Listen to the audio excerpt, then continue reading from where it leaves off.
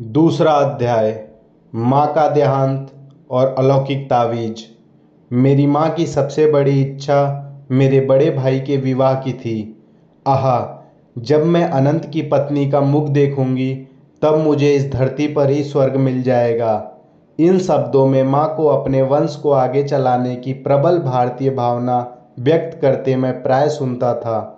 अनंत की सगाई के समय मैं लगभग 11 वर्ष का था। माँ कोलकाता में अत्यंत उल्लास से विवाह की तैयारियों में जुटी थी। केवल पिता और मैं ही उत्तरी भारत में स्थित बरेली में अपने घर में रह गए थे, जहाँ लाहौर में 2 वर्ष रहने के बाद पिताजी का स्थानांतरण हो गया था।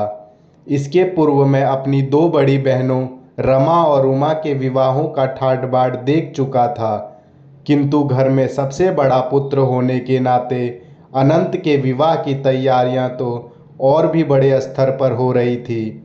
माँ प्रतिदिन दूर दूर से कोलकाता पहुँचते सगे संबंधियों की आवभगत करने में व्यस्त थी। माँ ने 50 एमहर्ज स्ट्रीट में लिए गए एक नए विशाल घर में उन सबके आराम पूर्वक ठहरने की व्यवस्था की थी। सारी तैयारियां पूरी हो चुकी थी।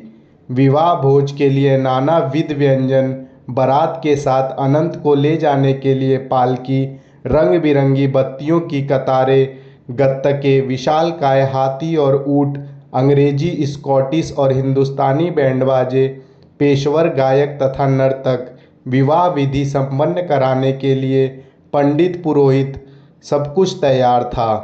मंगलोत्सव के उत्साह से भरे हुए पिताजी और मैं समय पर विवाह के लिए पहुंचने का विचार कर रहे थे, परंतु उस शुभ दिन से थोड़े ही पहले मैं अपने अमंगल सूचक दृश्य ध्यान में देखा।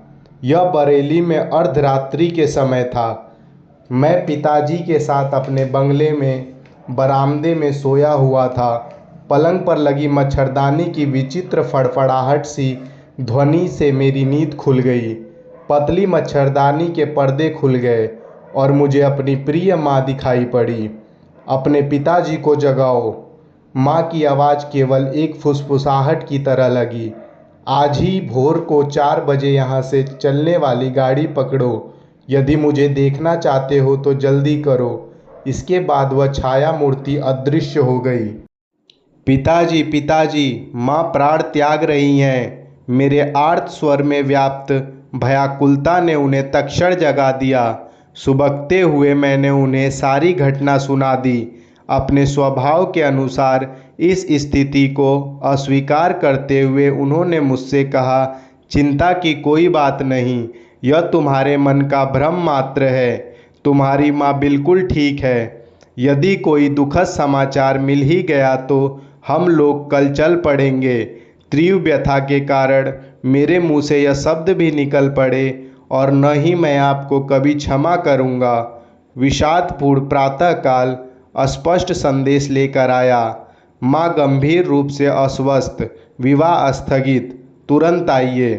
पिताजी और मैं छतबुद्धि होकर निकल पड़े। रास्ते में जहाँ गाड़ी बदलनी पड़ती थी वहाँ मेरे एक चाचा हम लोगों से मिले। आकार में बड़ी बड़ी होती जाती एक रेलगाड़ी वज्र गर्जन के साथ हमारी ओर आ रही थी। आंतरिक क्षुब्धता के कारण अपने आप को गाड़ी के आगे झोंक देने का निश्चय अचानक मेरे मन में उठा। मुझे लगा कि माँ की छत्रछाया से वंचित हो जाने के बाद अब अचानक पूर्णतः उजड़ गए। इस संसार को सहने की क्षमता मुझ में नहीं है। मैं माँ से इस संसार में सबसे प्रिय मित्र के रूप में प्यार करता था। उनके सांत्वनादायक काले नयन, बचपन की छोटी छोटी व्यथा वेदनाओं के समय मेरा एकमात्र आशय थे। क्या माँ अभी तक जीवित है? चाचा से एक अंतिम प्रश्न करने के लिए मैं रुक गया। चाचा को मेरे चेहरे पर छाई अधीरता का भाप लेने में तनिक भी देर नहीं लगी। निसंशय वे जीवित है, पर मुझे उन पर थोड़ी भी विश्वास नहीं हुआ। हम कोलकाता में घर पहुँचे तो मुझे मृत्यु के अचेतन करने वाले रहस्य का सामना करना पड़ा। मैं मृत प्राय सा होकर गिर पड़ा। किसी प्रकार की सत्तावना को मेरे हृदय का स्पर्श भी कर पाने के लिए कई वर्ष लग गए। मेरी आर्त पुकारों ने साक्षात स्वर्ग के द्वारों को हिला दिया। आखिर जगत जननी को आना ही पड़ा। उनके स्नेह स्निग्ध शब्दों ने मेरे रिश्ते घावों को भर दिया। वह मैं ही थी जिसने जन्म जन्मांतर में अनेक माताओं की स्नेह वत्सला के माध्यम से तुम्हारी देखभाल की। खोए हुए जिन दो सुंदर काले नयनों को तुम ढूंढ रहे हो, उन्हें मेरी आंखों में देखो। परम प्रिय माँ के श्राद्ध कर्म के बाद श्रीघी पिताजी और मैं बरेली लौट आए। अतीत की स्मृतियों में प्रतिदिन भोर में ही मैं अपने बंगले के सामने स्थित नरम हरित स्वर्णिम हरियाली को छाया देते खड़े परिजात वृक्ष की दुर्घात होकर तीर्थयात्रा करता। कभी कभी काममय क्षणों में मैं सोचता था कि परिजात के श्वेत पुष्प अपनी अंतर्जात भक्ति से हरित त्रिवेदी पर अपने आप को बिखेर रहे हैं। ओस बिंदुओं के साथ अपने अश्रु बिंदुओं को मिलाते हुए मैं प्राय उषा से लोकोत्तर अलौकिक प्रकाश निकलता देखा करता। ईश्वर को पाने की तीव्र कसक से मैं तड़प उठता। हिमालय में चले जाने की प्रबल इच्छा मुझ में जाग उठी। मेरे एक चचेरे भाई हिमालय की पावन पर्वत श्रेणियों की यात्रा कर हमारे यहाँ बरेली आए। योगियों और स्वामियों के उस उच्च पर्वत निवास स्थान की कहानियाँ मैंने उनसे उत्सुकता पूर्वक सुनी। चलो हिमालय भाग चले। यह प्रस्ताव एक दिन मैं बरेली में अपने मकान मालिक के पुत्र द्वारका प्रसाद के समक्ष रखा, परंतु वह ऐसे विचारों से सहमत नहीं था। उसने मेरे इस विचारों से मेरे बड़े भाई को अवगत करा दिया, जो उसी समय पिताजी से मिलने के लिए वहां आए थे। एक छोटे बच्चे की इस अव्यवहारिक योजना को हंसकर टाल देने के बदले अनंत ने मेरा उपहास करने का निश्चय कर लिया। तुम्हारे गेरुए कपड़े कहाँ हैं? उनके बिना तो तुम स्वामी नहीं बन सकते। परंतु उनके इन शब्दों से मैं अबोधगमय रूप से पुलकित हो उठा। उन शब्दों ने एक स्पष्ट चित्र मेरी दृष्टि के सामने खड़ा कर दिया कि मैं सन्यासी बनकर भारत भ्रमण कर रहा हूँ। शायद उन शब्दों ने किसी पूर्व जन्म की स्मृतियों को जगा दिया था। चाहे जो बात हो, पर मुझे यह तो पता चल गया कि प्राचीन संन्यास परंपरा का गेरुआ वस्त्र मैं अत्यंत स्वाभाविक सहजता के साथ धारण कर सकूंगा। एक दिन द्वारका के साथ बातचीत करते हुए मैंने अनुभव किया कि हिमस्खलन के समान प्रचंड वेग से ईश्वर प्रेम की धारा मुझ में उतर रही है। इसके फलस्वरूप शब्दों का जो धारा प्रवाह मुझसे बहने लगा, उसकी ओर द्वारका का तो विशेष ध्यान नहीं था, पर मैं पूरे मन से अपने आप को सुन रहा था। उस दिन दोपहर को मैं हिमालय की तलहटी में स्थित पहाड़ियों में बसे नैनीताल की ओर भाग गया। अनंत ने भी दृढ़ संकल्प के साथ मेरा पीछा किया और विवश होकर मुझे दुखी अंतःकरण के साथ बरेली वापस आना पड़ा। मुझे केवल एक ही तीर्थ यात्रा करने की अनुमति थी, और वह थी प्रतिदिन प्रातः की परिजात वृक्ष की तीर्थ यात्रा। मेरा हृदय अपनी खोई हुई दोनों माताओं के लिए मूक रुदन करता रहा। एक मानवीय माता, दूसरी जगन माता। माँ के स्वर्गावास से परिवार में जो रिक्तता उत्पन्न हो गई, वह कभी भरी नहीं जा सकती थी। अपने जीवन के लगभग 40 शेष वर्षों में पिताजी ने दूसरा विवाह नहीं किया। अपने बाल वृंद के माता पिता की कठिन भूमिका उन्होंने स्वयं ही स्वीकार कर ली, और इसके निर्वाह में वे हमारे साथ अधिक कोमल हृदय, अधिक मिलनसार बन गए।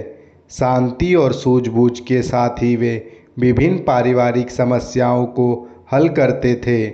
कार्यालय से आने के पश्चात वे किसी विरक्त की भांति अपने कक्ष में चले जाते और आनंदपूर्ण प्रशांति में क्रिया योग का अभ्यास करते। माँ के स्वर्गावास के बहुत समय बाद मैंने ऐसी छोटी छोटी बातों का ध्यान रखने के लिए एक अंग्रेज परिचारिका को रखने का प्रयास किया, ताकि पिताजी को कुछ आराम मिल सके। परंतु पिताजी ने सिर हिला हिलाकर अपनी असहमति प्रकट की। तुम्हारी माँ के साथ ही मेरा सेवा का अंत हो गया। आजीवन एक पत्नी प्रयाणता के भाव में उनकी आंखें खो गई। मैं किसी भी अन्य स्त्री की सेवा ग्रहण नहीं करूँगा। माँ के गुजर जाने के 14 महीने बाद मुझे ज्ञात हुआ कि मेरे लिए एक महत्वपूर्ण संदेश छोड़ गई हैं। उनके अंतिम समय अनंतदा उनके पास उपस्थित थे और उन्होंने उनके शब्दों को लिखा था। यक्षिप माँ ने वह संदेश मुझे 1 वर्ष में दिए जाने का निर्देश दिया था, तथापि मेरे भाई ने उसमें विलंब कर दिया था। उन्हें श्रीघी माँ द्वारा उनके लिए पसंद की हुई कन्या से विवाह करने के लिए बरेली से कोलकाता प्रस्थान करना था। एक दिन संध्या को उन्होंने मुझे अपने पास बुलाया। मुकुंद, तुम्हें यह विलक्षण समाचार देने मैं आनाकानी करता रहा। उनके स्वर में विवशतापूर्ण समर्पण था। मुझे भय था कि इससे तुम्हारी गृह त्याग की इच्छा और भड़क उठेगी, परंतु तुम वैसे भी अभी प्रबल ईश्वर प्रेम से ओतप्रोत हो।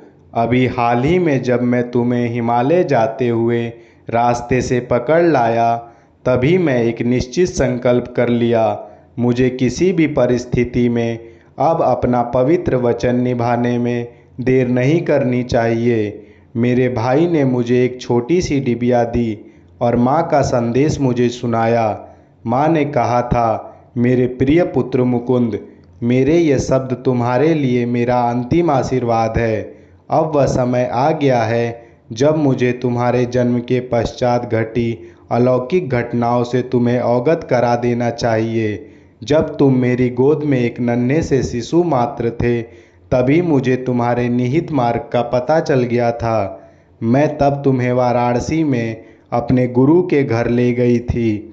वहाँ शिष्यों की भीड़ की ओट में लगभग छिपे हुए मैं ध्यानस्थ लाहिड़ी महाशय को कठिनता से देख पा रही थी। तुम्हें थपकियाँ देते देते मैं मन ही मन प्रार्थना करती जा रही थी कि गुरुदेव को वहाँ हमारी उपस्थिति का ज्ञान हो जाए और वह तुम्हें आशीर्वाद दे।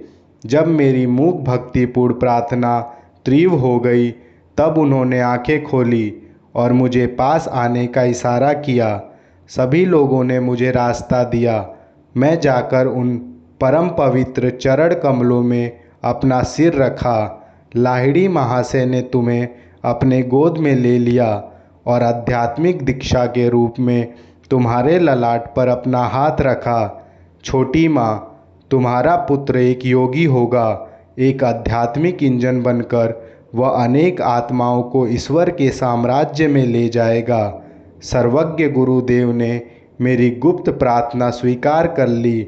यह देखकर मेरा हृदय आनंद से नाच उठा। तुम्हारे जन्म के कुछ पहले उन्होंने मुझे बताया था कि तुम उनके ही मार्ग पर चलोगे। मेरे पुत्र, बाद में तुम्हें जब अद्भुत आलोक के दर्शन का पता भी मुझे और तुम्हारी बड़ी बहन रमा को चल गया था, क्योंकि हम दोनों उस वक्त साथ के कमरे में तुम्हें अपनी शैया पर निश्चल बैठा देख रही थी। तुम्हारे छोटे से मुखमंडल पर तेज प्रकट हुआ था जब तुम भगवान को खोजने के लिए हिमालय में जाने की बात कर रहे थे।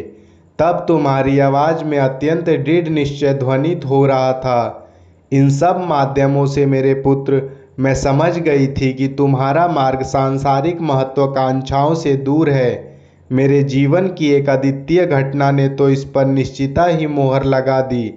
वही घटना आज मुझे मृत्यु शैया से यह संदेश तुम्हें देने के लिए विवश कर रही है। यह घटना है पंजाब में एक साधु के दर्शन की। जब हमारा परिवार लाहौर में रहता था, तब एक दिन प्रातःकाल नौकर मेरे कमरे में आया। मालकिन, एक अजीब साधु द्वार पर आया है। कहता है कि उसे मुकुंद की माँ से ही मिलना है। इन सीधे सरल शब्दों से मेरे भीतर कोई तार झंकृत हो उठा। मैं तुरंत साधु से मिलने बाहर गई।